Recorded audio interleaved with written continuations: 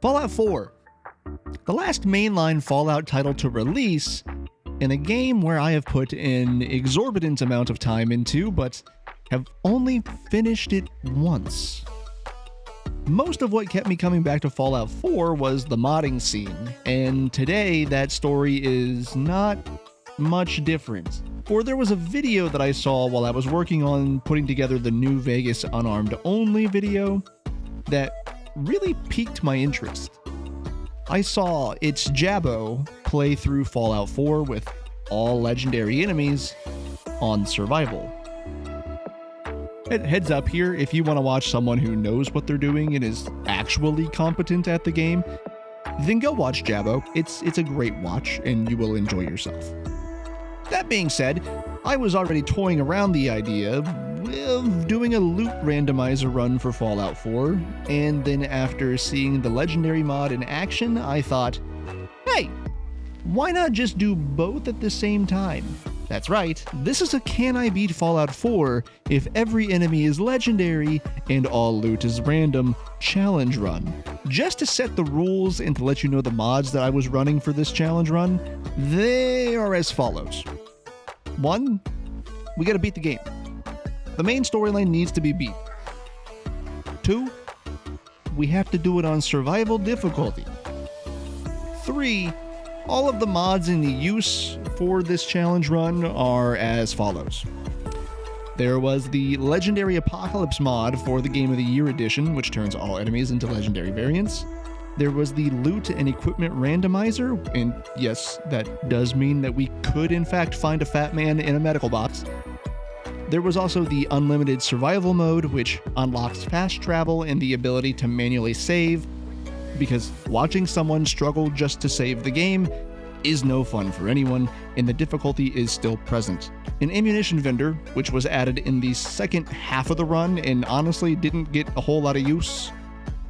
And some minor graphical overhauls just for some better visuals. Now, with all of that out of the way, let's just go ahead and jump in and just see how this all went, shall we?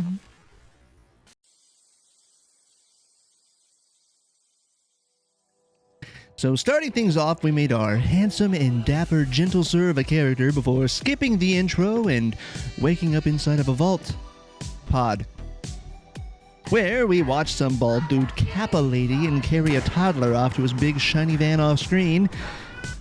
We then get to decide our name, and Sir Nigel Radberry is born. Glory be unto him. And his special stats are chosen as follows: 6 in strength, 4 in perception, 7 in endurance, 1 in charisma, that's our dump stat, we aren't going to be needing that, 3 in intelligence, 4 in agility, and finally 3 in luck. Once the computer terminal recognizes us as a member of Vault 111, it opens the door for us and we begin our crawl through the vault. This is also where we manually set our level to 8 to kickstart the Legendary Enemies mod into action, and we equip a baton, loot a baseball bat from a nearby desk, and fill up a lot of empty beer bottles with fresh water, since this vault does have a functioning water chip. From here, we spent a few attempts at clearing out the rad roaches by just bending over and letting them have their way with us however they wished, until we started to click with how this survival run was going to work mechanically. And that being not trying to face tank everything, even a rad roach.